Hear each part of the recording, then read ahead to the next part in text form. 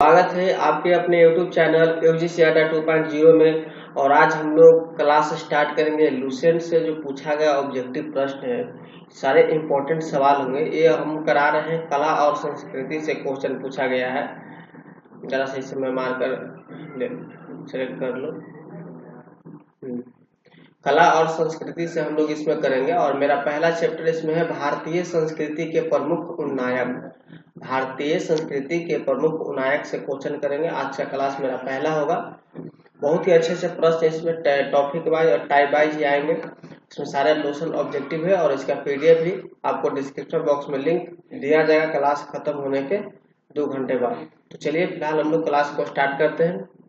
और अभी तक मेरे चैनल पर नए हैं, चैनल को नहीं सब्सक्राइब किए हैं तो प्लीज मेरे चैनल को जरूर जाकर सब्सक्राइब कर ले और साथ में बेल आइकन बटन को भी दबा ले। इससे होगा क्या कि आपको हर वीडियो का नोटिफिकेशन आपको टाइम पर मिल जाएगा। ठीक है, चलिए पहला नंबर क्वेश्चन को स्टार्ट करते हैं कि निम्नलिखित में से किसे पैरेट ऑफ इंडिया के नाम से जाना जाता है। निम्नलिखित में से किसे पैरेट ऑफ इंडिया के नाम से जाना जाता है। इसमें 4 ऑप्शन दिए गए। ये आपको पूछा गया क्वेश्चन है, एसएससी 2002 का एक क्वेश्चन पूछा गया। एसएससी में क्वेश्चन पूछा गया है, 2002 का यह प्रश्न है। तो क्वेश्चन है कि निम्नलिखित में से किसे पैरेट ऑफ इंडिया के नाम से जाना जाता है। इसमें 4 ऑप्शन आपके दिए गए हैं, लता मंगेशकर, कालिदास, अमीर खुसरो और पंडित रविशंकर। तो आपका जवाब क्या हो जाएगा? ऑप्शन नंबर सी, अमीर खुसरो। निम्नलिखित में से किसे पैरेट ऑफ इंडिया के नाम से जाना जाता है? तो अमीर खुसरो को पैरेट ऑफ इंडिया के नाम से जाना जाता है। चलिए नेक्स्ट नंबर सवाल। और लास्ट में आप लोग एक लाइक जरूर कीजिएगा और दोस्तों के पास शेयर करना ना भूलिएगा। सेकेंड सवाल है कि अमीर खुसरो का जन्म स्थान कहाँ है। क्वेश्चन इसे बहुत पूछा जाएगा। तो अमीर खुसरो का जन्म स्थान आपको कहाँ है? बहुत ही अच्छा प्रश्न। इसमें 4 ऑप्शन दिया गया, एटा, कासगंज, कन्नौज और लखनऊ। तो अमीर खुसरो का जन्म स्थान जो है वो आपका एटा में पड़ता है। कहाँ है? वो है एटा में पड़ता है। अब यहाँ पर एक प्रश्न आएगा कि अमीर खुसरो किसके शिष्य थे। अमीर खुसरो जो है शिष्य किसके थे?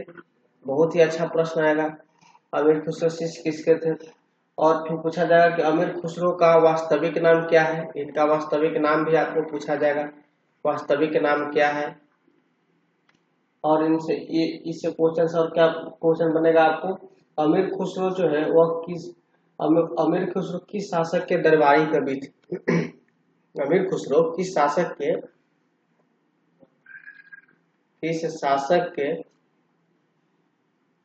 दरबारी कवि थे। ठीक है, ये 3-4 प्रश्न आपको देखने को मिलेगा। तो चलिए बारी बारी से हम लोग क्वेश्चन को डिस्कशन करते हैं। अमीर खुसरो किसके शिष्य थे? तो अमीर खुसरो जो थे आपको शिष्य थे वो आपको जैसे इसमें 4 ऑप्शन है, सैफुद्दीन महमूद, निजामुद्दीन औलिया, असदुल्ला बेग और मोइनुद्दीन चिश्ती। यहाँ पर आपके सही जवाब हो जाएंगे ऑप्शन नंबर बी, निजामुद्दीन औलिया। अमीर खुसरो किसके शिष्य थे? तो निजामुद्दीन औलिया के शिष्य थे। नेक्स्ट प्रश्न की ओर चलते हैं। कह रहा है कि अमीर खुसरो का वास्तविक नाम क्या था। मैंने अभी क्वेश्चन पिछले बोला था कि ऐसा क्वेश्चन बनेगा। तो अमीर खुसरो का वास्तविक नाम क्या था? आपके पास 4 ऑप्शन है, मोहम्मद हसन, मोहम्मद हुसैन, मोहम्मद खुसरो, मोहम्मद खान। तो हमें आंसर देने से पहले ही आप लोग मन में सोच ले आंसर कौन सा होगा। तो आपके सही जवाब हो जाएंगे option number A, Mohammad Hasan. क्या हो जाएगा? मोहम्मद हसन। नेक्स्ट प्रश्न की ओर हम लोग चलेंगे। कह रहा है कि अमीर खुसरो किस शासक के दरबारी कवि थे। जो अमीर खुसरो है किस शासक के दरबारी कवि हुआ करते थे। तो सही जवाब आपको बताइए कौन सा हो जाएगा। 4 ऑप्शन दिया गया, चंद्रगुप्त द्वितीय, अलाउद्दीन खिलजी, कुतुबुद्दीन ऐबक, हर्षवर्धन। 4 आपके पास ऑप्शन है, आपका सही जवाब हो जाएगा option number B, Alauddin Khilji. कह रहा है कि अमीर खुसरो किस शासक के दरबारी कवि थे। तो अलाउद्दीन खिलजी के दरबारी कवि थे। दोस्तों आपको अच्छा लग रहा होगा क्लास तो एक लाइक जरूर कर दीजिए और जाते जाते दोस्तों के पास जरूर इसे शेयर कीजिएगा। और अभी तक मेरे चैनल को सब्सक्राइब नहीं किए तो कर लीजिए। अब लुसेंट का सीरीज स्टार्ट हो गया है तो आपको लुसेंट का सीरीज मिलेगा। प्रत्येक दिन आपको एक वीडियो देखने को मिलेगा टाइप बाई। तो आप लोग चैनल को सब्सक्राइब करके रख लीजिए। नेक्स्ट सवाल है कि महान हिंदू विधि निर्माता कौन थे। महान, आप लोग ऐसे पढ़ लीजिएगा बुक से, लुसेंट से, चाहे सब्जेक्टिव पढ़े ऑब्जेक्टिव। और हमारे साथ जैसे जिस तरह से रिवीजन टेस्ट करते हैं उस तरीके से आप लोग आंसर देते चलिएगा। बहुत चीज सुनने से भी याद हो जाता है। चलिए ना हम लोग प्रैक्टिस करते हैं मिलकर। महान हिंदू विधि निर्माता कौन थे? कह रहा है कि महान हिंदू विधि निर्माता कौन थे? चार ऑप्शन दिया हुआ है, कपिल, कौटिल्य, मनु या वात्स्यायन। तो सही जवाब आपके हो जाएंगे ऑप्शन नंबर सी, मनु। कौन थे? मनु। महान हिंदू विधि निर्माता कौन थे? मनु थे। नेक्स्ट प्रश्न की ओर चलेंगे। प्रश्न है कि भारत में सूफी संप्रदाय का संस्थापक किसे माना जाता है? तो भारत में सूफी संप्रदाय का संस्थापक किसे माना जाता है? चार ऑप्शन दिया गया है आपके पास, कुतुबुद्दीन बख्तियार काफी, निजामुद्दीन औलिया, मोइनुद्दीन चिश्ती और नसीरुद्दीन महमूद। तो आपके सही जवाब यहाँ पर हो जाएंगे option number C, Moinuddin Chishti. क्या हो जाएगा कि सूफी संप्रदाय के संस्थापक किसे माना जाता है? मोइनुद्दीन चिश्ती को माना जाता है। आगे चलते हैं। क्वेश्चन है कि पैगंबर मोहम्मद का जन्म कब हुआ था? चार ऑप्शन दिए गए हैं, 570 ईस्वी, 622 ईस्वी, 642 ईस्वी, 670 ईस्वी। तो पैगंबर मोहम्मद का जन्म कब हुआ था? बहुत ही अच्छा प्रश्न पूछा है। ये हुआ था आपको 570 ईस्वी में हुआ था। ऑप्शन नंबर ए आपका करेक्ट हो जाएगा। नेक्स्ट सवाल है कि गुरु नानक देव का जन्म कब हुआ था? इसका पीडीएफ भी आपको मिलेगा, मेरे टेलीग्राम पेज है यूजीसी अड्डा लिखिएगा इस तरह से। बहुत ही कम बच्चे जुड़े उसमें, जिनको पीडीएफ लेना होता है वो जाते हैं और वहां से रिसीव कर लेते हैं। यूजीसी अड्डा 2.0 ऑफिशियल लिखिएगा और टेलीग्राम पेज पे इसका पीडीएफ मिल जाएगा, या आपको डिस्क्रिप्शन बॉक्स में भी लिंक देखने को मिलेगा। चलिए इसका सवाल का जवाब बताइए कि गुरु नानक देव का जन्म कब हुआ था? ये वीवीआई क्वेश्चन है, ये क्वेश्चन वीवीआई है, आप लोग स्टार मार्क लगा के रखिए। तो आपके सही जवाब हो जाएंगे ऑप्शन नंबर आपका 1469 ईस्वी, सी हो जाएंगे कि गुरु नानक देव का जन्म कब हुआ था? 1469 ईस्वी में हुआ था। नेक्स्ट सवाल है, चैतन्य ने शिक्षा दी, चैतन्य ने किसकी शिक्षा दी? भक्ति की, ज्ञान की, या वैराग्य की, या सूफी मत की दी?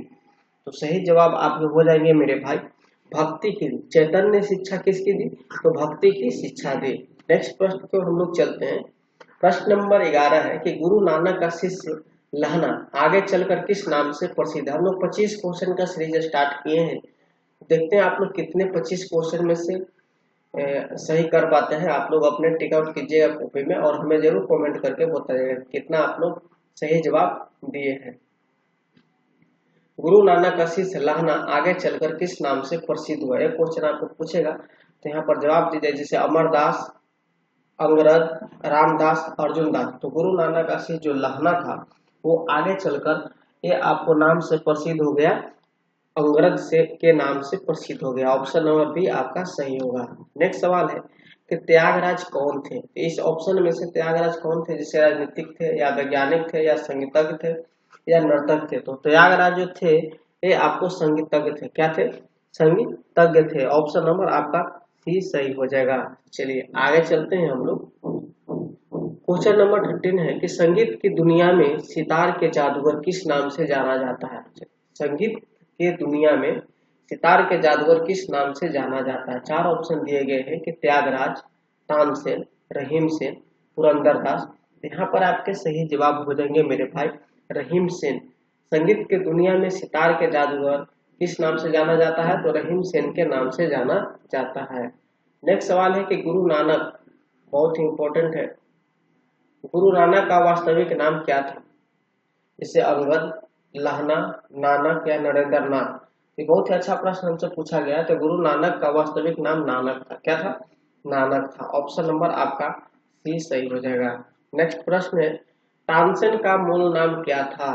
तानसेन का मूल नाम क्या था? चार ऑप्शन आपके पास दिए गए हैं, मकरचंद पांडे, या रामतनु पांडे, या लाला कलावम, या बाज बहादुर। इस ऑप्शन में से आपके सही जवाब हो जाएंगे रामकानु पांडे। तानसेन का मूल नाम क्या था दोस्त? तो रामकानु पांडे था।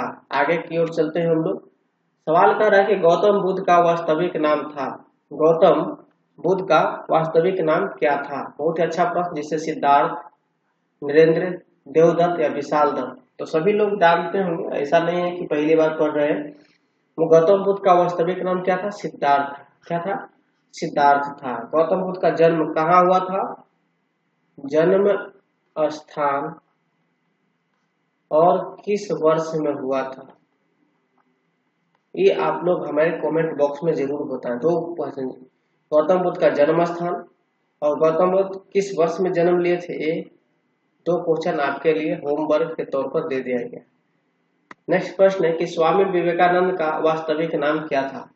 स्वामी विवेकानंद का वास्तविक नाम क्या था, जिसे बटुकेश्वर दत्त, नरेंद्र नाथ दत्त, कृष्ण दत्त या सुरेंद्र दत्त। तो सही जवाब आपको हो जाएंगे मेरे भाई, स्वामी विवेकानंद का वास्तविक नाम नरेंद्र दत्त क्या था, नरेंद्र दत्त था। नेक्स्ट प्रश्न की ओर हम लोग चलते हैं। प्रश्न है कि कन्फ्यूशियस का वास्तविक चीनी नाम क्या था। यहाँ पर यही होगा, कन्फ्यूशियस का वास्तविक चीनी नाम क्या था, जैसे लाओसु, वुआंग या कुंग फू या मेंग शुरू। कन्फ्यूशियस चीनी नाम ऐसा ही हुआ करता है। तो सही जवाब हो जाएंगे मेरे भाई आपको कुंग फू था। कन्फ्यूशियस का वास्तविक नाम क्या था, कुंग फू था। नेक्स्ट प्रश्न है कि उर्दू के मशहूर शायर मिर्जा गालिब का वास्तविक नाम क्या था। जैसे उर्दू के मशहूर शायर मिर्जा गालिब का वास्तविक नाम क्या था। ऑप्शन है कि मुश्ताक अली, असदुल्ला खां, सैफुल्ला खां या यूसुफ खां। तो आपके ऑप्शन में सही जवाब हो जाएंगे असदुल्ला खां। मिर्जा गालिब का वास्तविक नाम क्या था जी, तो असदुल्ला खां था, याद रखिएगा। आगे बढ़ते हैं। क्वेश्चन है कि किसने कहा था दिल्ली अभी दूर है। ये इंपॉर्टेंट क्वेश्चन, याद रखिएगा, बहुत से लोग पूछ देंगे चलते फिरते भी कि किसने कहा था दिल्ली अभी दूर है। क्या अमीर खुसरो ने कहा था, या निजामुद्दीन औलिया ने, या फिरोज तुगलक ने, या शेख सलीम चिश्ती ने कहा था। इस ऑप्शन में से सही जवाब हो जाएंगे आपको निजामुद्दीन औलिया ने कहा था कि दिल्ली अभी दूर है। ऑप्शन नंबर 2 आपका सही हो जाएगा, यानी बी। नेक्स्ट प्रश्न यहाँ पर कह रहा है कि दुख में सब सुमरन करे, सुख में करे न कोई। सही बात है, दुख में सभी लोग भगवान को सुमरते हैं, सुख में को। यह पंक्ति किसने कही है। जिसे यहाँ पर मीराबाई है, सूरदास है, या कबीरदास जी है, या तुलसीदास जी है। इस चारों ऑप्शन में से आपके सही जवाब हो जाएंगे कबीरदास। तो कह रहे हैं कि दुख में सब सुमरन करे, सुख में करे न कोई। यह पंक्ति कबीरदास द्वारा कही गई है। ऑप्शन नंबर सी आपका सही होगा। नेक्स्ट प्रश्न है कि किसने कहा था कि राम और रहीम एक ही ईश्वर के 2 अलग अलग नाम हैं। राम और रहीम एक ही ईश्वर के 2 अलग अलग नाम हैं। क्या गुरु नानक जी ने कहे थे, या कबीरदास ने, या स्वामी विवेकानंद जी ने, या महात्मा गांधी जी ने कहा था। तो सही जवाब आपको हो जाएंगे आपको कबीरदास ने। कबीरदास ने कहा था कि राम और रहीम एक ही ईश्वर के 2 अलग अलग भाई हैं, सॉरी 2 अलग अलग नाम है, यानी कबीरदास जी ने कहा था। नेक्स्ट प्रश्न, हमें लग रहा है कि आपको समझ में आ रहा होगा और आनंद भी आ रहा होगा बहुत, चूंकि बहुत कम समय में हम लोग 25 क्वेश्चन प्रैक्टिस कर लेंगे। क्वेश्चन है कि वेदों की ओर शरण लो, इस आदर्श वाक्य को किसने प्रतिपादित किया था। यानी इस आदर्श वाक्य को किसने कहा या किसने उजागर किया। तो इसमें 4 ऑप्शन दिए गए हैं कि स्वामी दयानंद सरस्वती, नरेंद्र नाथ दत्त, बाल गंगाधर तिलक या विष्णु शास्त्री। तो आपके सही जवाब हो जाएंगे मेरे भाई ऑप्शन नंबर ए स्वामी दयानंद सरस्वती। इसे वेदों की ओर शरण लो, इस आदर्श वाक्य को किसने प्रतिपादित किया था, तो स्वामी दयानंद सरस्वती ने किए थे। नेक्स्ट प्रश्न है कि संत कबीर किसके शिष्य थे। संत कबीर किसके शिष्य थे जी, तो जैसे रामानुजाचार्य, वल्लभाचार्य, नर हरिदास या रामानंद। तो संत कबीर जो शिष्य थे, ये आपको शिष्य थे रामानंद जी के शिष्य थे। किसके शिष्य थे, रामानंद जी के शिष्य थे। ऑप्शन नंबर डी आपके सही हो जाएगा। और इस क्लास का सबसे लास्ट क्वेश्चन है कि संगीत सम्राट तानसेन के गुरु कौन थे, जिसे रामदास, हरिदास, रामानंद या रामानुज। तो सही जवाब आपको हो जाएंगे हरिदास जी थे। कौन थे, तो संगीत सम्राट तानसेन के गुरु कौन थे, हरिदास थे। Option number B. तो दोस्तों आज का क्लास इतना ही मिलेगा, मिलेंगे हम लोग नेक्स्ट वीडियो में। अच्छा लगा होगा तो एक लाइक कीजिए, दोस्तों के पास जरूर इसे शेयर कीजिए। आपके शेयर और लाइक से हमें मोटिवेशन मिलता है। और मेरे चैनल पर नए हैं और चैनल को सब्सक्राइब नहीं किए तो चैनल को जरूर सब्सक्राइब कर ले, साथ में बेल आइकन बटन को भी दबा लें। चलिए आप लोग प्रैक्टिस करते रहिए। बेस्ट ऑफ लक, मिलेंगे नेक्स्ट वीडियो में।